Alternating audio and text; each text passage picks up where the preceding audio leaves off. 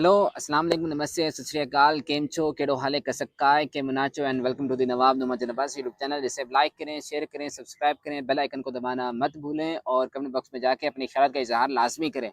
आज जिस टॉपिक के साथ मैं आपके सामने हाजिर हुआ हूँ वो है सदक़तुल फ़ित्र के हवाले से।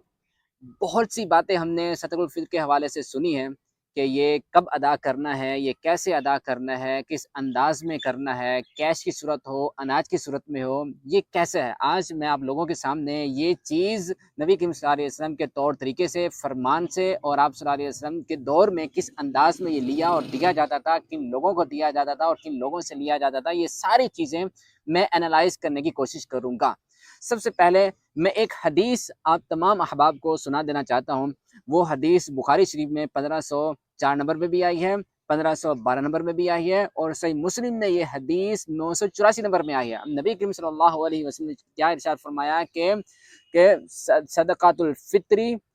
जो सदक़ातुल फ़ित्र है, ये साउन, ये एक सा है जो कि वाजिब है हर मुसलमान पर। अब मुसलमान पर वाजिब है और हर मुसलमान में शामिल कौन है? फरमाया वो चाहे बड़ा हो या छोटा हो, आज़ाद हो या गुलाम हो, मर्द हो या औरत हो, हर किसी पर ये वाजिब है, ज़रूरी है और फ़र्ज़ है, ये देना ज़रूरी बनता है। अब नबी करीम सल्लल्लाहु अलैहि वसल्लम के दौर में जो एक सा बनता था, वो हमारे हिसाब से जो हमारा आज का पैमाना है, जो हमारे आज के किलो का हिसाब बनता है, वो 2.5 किलो बनता है। अब नबी करीम सल्लल्लाहु अलैहि वसल्लम के ज़माने में जो सदक़तुल फ़ित्र अदा किया जाता था, जिसको हम फ़ितराना बोलते हैं आम अल्फाज में, जो फ़ितराना हम अदा किया जाता था, तब फ़ितराना जौ की सूरत में, खजूर की सूरत में या किशमिश की सूरत में इस तरह अदा किया जाता था। अब किशमिश हो, जौ हो या खजूर हो, किसी भी सूरत में नबी करीम सल्लल्लाहु अलैहि वसल्लम के दौर में जब अदा किया जाता था, ये लोगों की ज़रूरियात होती थी और खाने पीने की अशिया होती थी। आज भी हम अगर सदका फ़ितराना निकालते हैं तो उसके लिए हमें लोगों को गंदम भी दे सकते हैं, लोगों को खजूर भी दे सकते हैं, उनको किशमिश भी दे सकते हैं, उनको यानी कि अशियाए खुर्दोनोश में से कुछ भी लेकर 2.5 किलो की कीमत के हिसाब से दे सकते हैं। अब हम ये जानने की कोशिश करेंगे कि अब हमें अशिया की कीमतें जो मुकर्रर हैं फितराने के हवाले से वो कैसी हैं, वो भी मैं आप लोगों को अभी वजाहत के साथ बता देना चाहता हूँ कि आज का जो पाकिस्तान के हवाले से अशियाए खुर्दोनोश जो फितराना बनता है जिनका, और जो फितराने में अवलीन हैसियत रखते हैं अदायगी के, उनमें सबसे पहले गंदम आती है। अब गंदम का रेट जो मुकर्रर किया गया हुकूमत की तरफ से वो 240 रुपये 2.5 किलो के हैं। इसके अलावा जौ का जो 2.5 किलो का रेट मुकर्रर किया गया वो 700 रुपये है। इसके अलावा आगे हम चलते हैं, खजूर जो नॉर्मल है, जो आम हमें मिल जाती है और मुयस्सर है, जिसको गरीब भी खरीद सकता है, अमीर भी खरीद सकता है, तो उस खजूर का जो रेट है 2.5 किलो के हिसाब से 2400 की मुकर्रर कर दी गई है उसका रेट। इसके अलावा अगर हम किशमिश की बात करें, आज के 2.5 किलो की जो किशमिश की कीमत है वो 6000 रुपये मुकर्रर की गई है बतौर फितराना। इसके अलावा अगर हम महंगा और अच्छा और उम्दा यानी कि सदका अपना फितराना अदा करना चाहते हैं, तो उसके हवाले से जो अजवा खजूर है उसको मद्देनज़र और मुलहूज़े खातिर रखा गया और उसकी 2.5 किलो की जो कीमत है वो 19,000 रुपये मुकर्रर कर दी गई है। अब हम कहते हैं कि अमीर हो या गरीब हो वो 240 गंदम के हिसाब से अपना फितराना अदा करें, ये बहुत गलत है। नबी करीम सल्लल्लाहु अलैहि वसल्लम के दौर में जो सहाबे कराम थे वो अपनी हैसियत, अपने स्टेटस, अपने अपने रुतबे और अपने मकाम और अपने कारोबार के लिहाज से फितराना अदा किया करते थे। जो गरीब होते थे वो कम चीज़ों से, जो सस्ती चीज़ें होती थी उनमें से फितराना अदा करते थे, और जो लोग अमीर सहाबे कराम थे वो बड़ी और महंगी चीज़ें अदा किया करते थे। अब एक इंसान के पास लग्जरी गाड़ी है, अच्छा खाना पीना है और वो लैंडलॉर्ड है, तो वो अजवा खजूर के हिसाब से 19,000 रुपये जो बनते हैं उस हिसाब से फितराना अदा कर ले, उसका हक बनता है। अगर वो 240 के हिसाब से ये चीज़ अदा करेगा फितराना, तो वो गरीबों का हक मार रहा है, वो जालिम बन रहा है। इसी तरह अगर एक इंसान یعنی کہ کشمش کی مقدار دے سکتا ہے جس کا ریٹ 6,000 پہ مقرر کیا گیا ہے، اگر وہ دے سکتا ہے تو وہ دے، اور جو کا ریٹ مقرر کیا گیا وہ اگر اس حساب سے دے سکتا ہے تو اس حساب سے دے، اور جو یعنی کہ کھجور نارمل ہے 2400 کے حساب سے وہ دے سکتا ہے تو وہ دے، لیکن آپ نے غریبوں کا حق نہیں مارنا۔ یہ چیز جو میں نے آپ کو ابھی بتائی ہے، گندم کے حوالے سے، جو کے حوالے سے، کھجور نارمل کے حوالے سے، کشمش کے حوالے سے، اور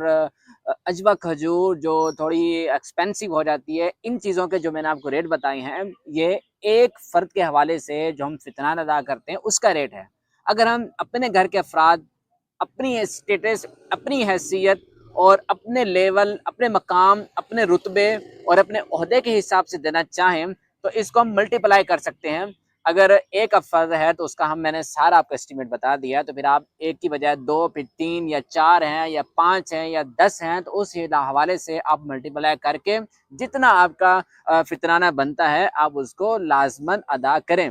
اپنے اسٹیٹس، اپنے عہدے اور اپنی حیثیت کا لازماً خیال رکھیں۔ اگر یہ آپ اپنا خیال رکھیں گے تو اللہ رب العالمین اس حساب سے آپ کو بہت زیادہ دوہرا اور ڈبل، ٹرپل اور اپنے آپ کے اخلاص کو مد نظر رکھتے ہوئے بہت زیادہ ہی آپ کو اجر و ثواب ملے گا۔ یہ لازمی میری بات یاد رکھیے گا۔ اب اس کا ادا کرنے کا طریقہ کیا ہے، یہ کب ادا کرنا ہے، کس وقت ادا کرنا ہے؟ سیدنا عمر فاروق رضی اللہ تعالی عنہ جو تھے، ان کے طرف سے یہ حدیث ہم تک پہنچی، وہ فرماتے ہیں کہ شوال کا جیسے ہی چاند نظر آتا ہے، شوال کا چاند جیسے نظر آتا ہے، عید کی نماز کھڑے ہونے تک آپ نے اپنا فطرانہ ادا کرنا ہے۔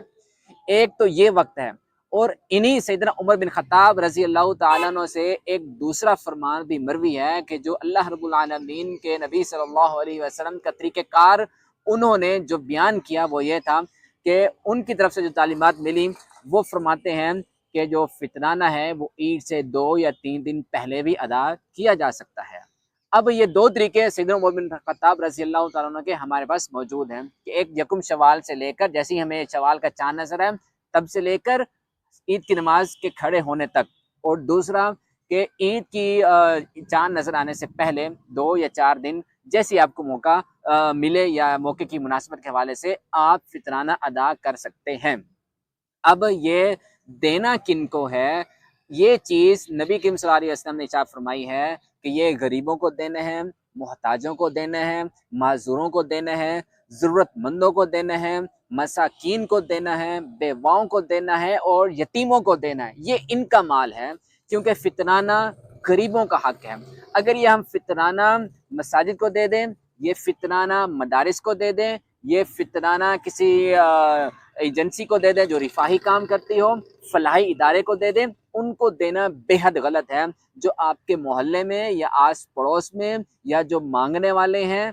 وہ افراد اس صدقۃ الفطر اور فطرانے کے حقدار ہیں۔ یہ چیز ہمیں یہاں تک تو معلوم ہو گئی۔ اب فطرانہ ہم ادا کیوں کرتے ہیں، کس لیے کرتے ہیں، یہ اس کی وجہ تسمیہ کیا ہے؟ نبی کریم صلی اللہ علیہ وسلم کا جو فرمان، جس کا حوالہ میں نے آپ کو دیا تھا پہلے، کہ جو حدیث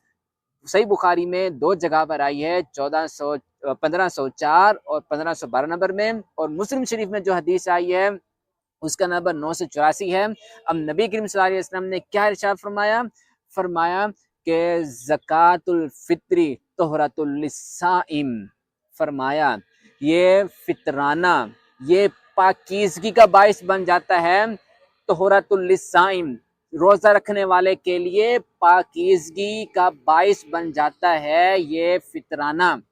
پاکیزگی کا باعث کس چیز سے بنتا ہے؟ نبی کریم صلی اللہ علیہ وسلم نے اس کی آگے وضاحت بھی کر دی، من اللغوی والرفثی، کہ من اللغوی والرفثی، لغو اس چیز کو بولتے ہیں کہ ایک انسان روزی کی حالت میں کوئی غلط بات کر دیتا ہے، بےہودگی اس سے ہو جاتی ہے، یا اس کی زبان سے کسی کی دل آزاری ہو جاتی ہے، یا اس کی زبان سے گالم گلوچ نکل جاتا ہے، یا اس کی زبان سے بری باتیں نکل جاتی ہیں، اس چیز کی پاکیزگی کے لیے، اور یہ ذریعہ بنتا ہے اس گناہ کی معافی کا جو کفارہ بنتا ہے، تو فطرانہ بنتا ہے۔ اس کے ساتھ نبی کریم صلی اللہ علیہ وسلم نے جو اگلا ارشاد فرمایا اپنی بات کے ورافسی، کہ وہ جو ایک انسان اپنی بیوی کے ساتھ روزے کی حالت میں ہم بستر ہو جاتا ہے، اپنی خواہش پہ کنٹرول نہیں کر پاتا، رفث ارسل میں بولتے ہی اسی چیز کو ہیں کہ اگر وہ اپنی بیوی کے ساتھ روزے کی حالت میں اگر ایسی کمی کوتاہی کر بیٹھتا ہے، اس سے غلطی ہو جاتی ہے، اس کا روزہ ٹوٹ جاتا ہے، اپنی بیوی سے مل بیٹھتا ہے، اپنی بیوی سے ہم بستر ہو جاتا ہے، تو یہ چیز اس کے جو روزہ ٹوٹ جاتا ہے اس کے اس گناہ کا کفارہ بن جاتا ہے۔ یہ چیز نبی کریم صلی اللہ علیہ وسلم نے فرمایا، اور اسی حدیث کے اگلے الفاظ ہیں، نبی کریم صلی اللہ علیہ وسلم نے فرمایا کہ اس کو ادا کرنا ہے نماز عید سے پہلے پہلے، نماز عید سے پہلے پہلے اس کو ادا کرنا ہے۔ اب آپ نماز عید سے پہلے پہلے اس کو ادا لازمی کر سکتے ہیں، اگر آپ اس کو ادا کریں گے تو تب یہ آپ کا فطرانہ قبول ہوگا۔ اب نبی کریم صلی اللہ علیہ وسلم نے کیا فرمایا کہ جو عید کی نماز کے بعد ادا کرے گا تو اس کا فطرانہ ادا نہیں ہوگا، کیونکہ اس کے فطرانے کا جو وقت تھا وہ گزر گیا۔ اب اگر وہ ادا کرے گا تو وہ اس کا صدقہ ہوگا، اس کی خیرات ہوگی، اس کا لوگوں کے ساتھ تعاون ہوگا، وہ فطرانہ ہرگز بن ہی نہیں سکتا۔ یہ چیز نبی کریم صلی اللہ علیہ وسلم کے طور طریقوں سے، نبی کریم صلی اللہ علیہ وسلم کے فرمان سے اور نبی کریم صلی اللہ علیہ وسلم کی تعلیمات سے، صحابہ کرام کی زندگی سے ہمیں سمجھ آتی ہے۔ اب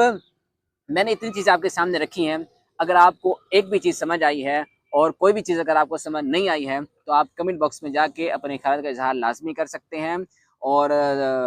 اپنے جو میں نے آپ کو بتایا ہے اس کے حوالے سے میری اصلاح بھی کر سکتے ہیں۔ تو آج کے لیے بس اتنا ہی، تب تک کے لیے do whatever you want to do man, but don't trouble your father, mother. Good luck and stay safe.